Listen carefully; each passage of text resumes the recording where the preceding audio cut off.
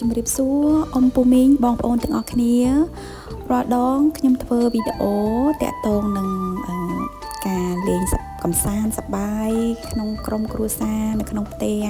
ប៉ុន្តែថ្ងៃនេះខ្ញុំសូមបង្វែរចំណាប់អារម្មណ៍បងប្អូនមកទស្សនានៅវីដេអូដែលប្តីនាងខ្ញុំនាំកូន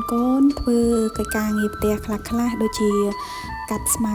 ជុំវិញផ្ទះក្បែររបងអីជាដើមឥឡូវដូចជាបងប្អូនដឹងស្រាប់ហើយខែធ្លាក់ភ្លៀងអញ្ចឹងស្មៅដុះកាន់តែច្រើនកាន់តែលឿនអត់ដូចខែក្តៅទេហើយពេលធ្លាក់ភ្លៀងអញ្ចឹងសបោសត្វមូសក៏ច្រើនសត្វល្អិតអីអញ្ចឹងទៅខ្លាចពស់ខ្លាចក្អែបអញ្ចឹងណាបងប្អូនអញ្ចឹងយើងក៏អាសាសម្អាតកាត់ស្មៅកាត់អីចេញទៅព្រោះអីឥឡូវហ្នឹងរដូវទឹកឡើងផងធ្លាក់ភ្លៀងផងអញ្ចឹងសបោមូសសបោសត្វពស់សត្វក្អែបសត្វល្អិតអីផ្សេងសត្វមានពឹសតិចខាំអីអញ្ចឹងយើងក៏ត្រូវតែសម្អាតអីអញ្ចឹងណាបងប្អូនជុំវិញផ្ទះស្អាតទៅផ្ទះយើងមានក្មេងមានអីអញ្ចឹងយើងការពារណាយើងខ្លាចមានសត្វមានអីយកប្រឡប់ដើរអីលេងពេលថ្ងៃអីយើងមើលមិនឃើញដែរហ្នឹងហើយណាមួយសត្វអន់ហ្នឹងវាមានខំរើសក្មេងរើសចាស់អីចាស់ក៏ខំក្មេងក៏ខំដែរហ្នឹងអញ្ចឹងហើយថ្ងៃសម្រាប់អាទិត្យហ្នឹងក្រៅពីការរាំលេងកំសាន្តនាំកូនលេងអីផ្សេងអញ្ចឹងប៉ាក៏នាំកូនទៅធ្វើកិច្ចការងារផ្ទះអញ្ចឹងខ្លះទៅដើម្បីឲ្យគាត់ដឹងពីរបៀបនិងចេះជួយការងារផ្ទះឪពុកម្ដាយហើយបង្រៀនឲ្យគាត់ចេះសម្អាតផ្ទះសម្បែងស្មៅកលៀតគៀនកោះនៅជុំវិញផ្ទះរស់នៅចេះមានអនាម័យចេះស្រឡាញ់បរិស្ថានចេះស្រឡាញ់ធម្មជាតិសកម្មភាពបន្តិចបន្តួចធ្វើការងារបន្តិចបន្តួចជាមួយឪពុកម្ដាយនៅផ្ទះហ្នឹងក៏វាជួយបណ្ដុះគំនិតកូនឲ្យចេះជួយទុក្ខធុរៈអ្នកដទៃពេលចេញទៅក្រៅការងារជាក្រុមមានសាមគ្គីភាពល្អចុះសម្រុងជាមួយអ្នកដទៃធម្មតាបើសិនជាយើងទុកឲ្យគាត់ធ្វើការងារភាគច្រើនតែម្នាក់ឯង